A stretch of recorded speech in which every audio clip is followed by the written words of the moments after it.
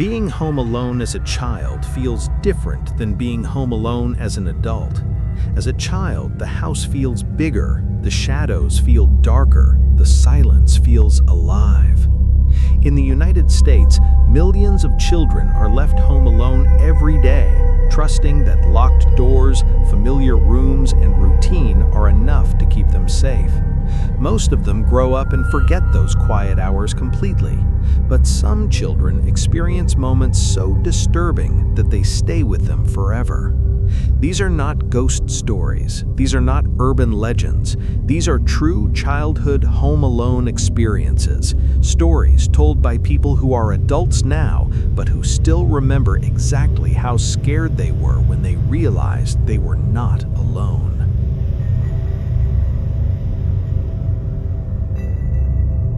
I was 8 years old when my parents decided I was old enough to stay home alone after school. They said it would help me grow up, help me become independent. We lived in a quiet Ohio neighborhood where houses were close together and everyone smiled at each other. Nothing bad ever happened there, at least not openly. The day it started was just like any other day. The school bus dropped me off in front of my house. I waved goodbye to the driver and walked up the driveway. I unlocked the door and stepped into the familiar smell of home. I locked the door behind me like my mother always told me to do. I remember feeling proud, like I had been given a responsibility. I turned on the TV, put my bag down, and sat on the living room floor watching cartoons. Time passed slowly. Then the house changed. It wasn't something I could see, it was something I felt.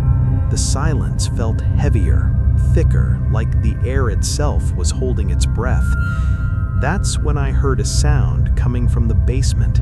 It wasn't loud, it wasn't sudden. It sounded slow and intentional, like fingernails dragging across concrete. The basement was unfinished, dark, and always locked. We were never allowed to go down there. I turned my head and felt my stomach drop when I saw the basement door slightly open.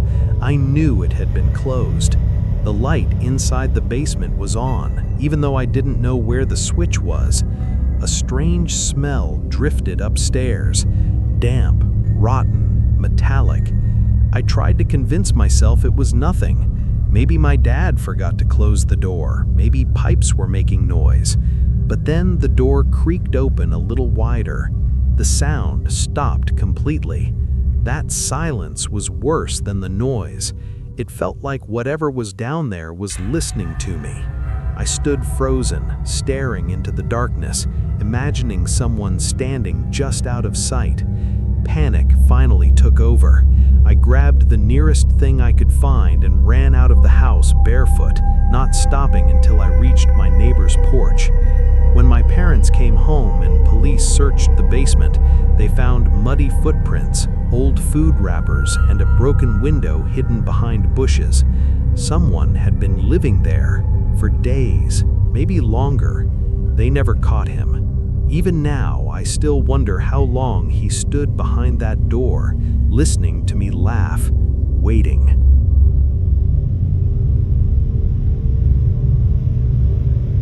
Sarah was 9 years old and used to being home alone after school. Her parents worked late every Friday, and she followed the same routine without thinking about it. She would come home, lock the door, eat a snack, and do her homework at the kitchen table. One afternoon, before eating, she went to the bathroom to wash her hands.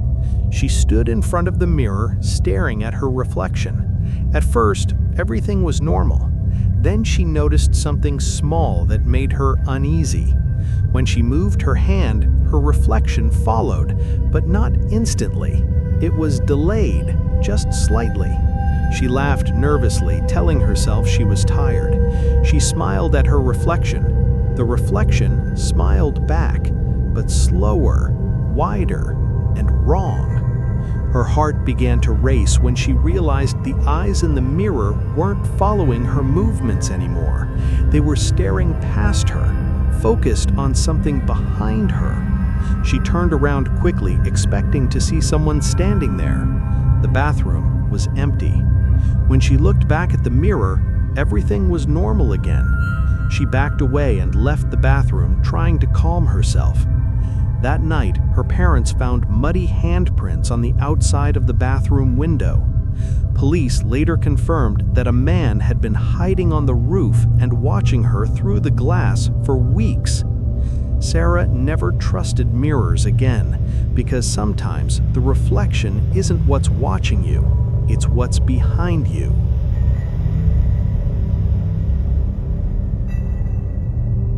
Mark was 10 years old when his parents left him home alone one evening for the first time. They told him to lock the doors and not open them for anyone. He sat on the couch watching TV when the house phone rang. He answered it, expecting his mother.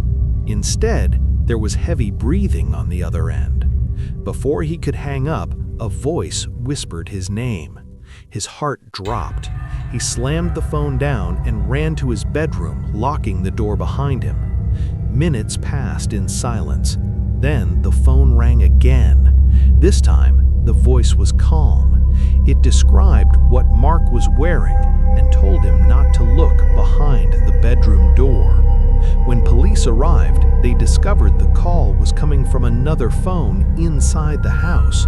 A disconnected phone line in the guest room had been secretly repaired. The intruder was never found. Mark still feels fear every time a phone rings in an empty house.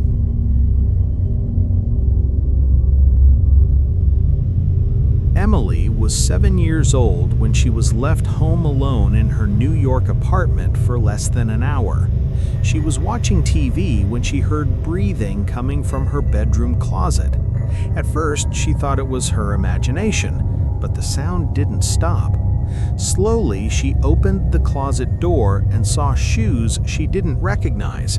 Before she could react, a hand reached out and pulled the door shut from the inside. Emily screamed and ran out of the apartment. Police later arrested a man hiding inside who admitted he had been watching the family for weeks. Emily still locks her closet every night. These stories are not about ghosts. They are about something far more terrifying. Real people hiding in places where children should feel safe.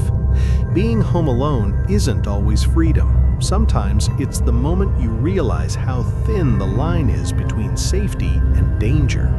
Sometimes the scariest thing isn't what comes from outside, it's what was already inside.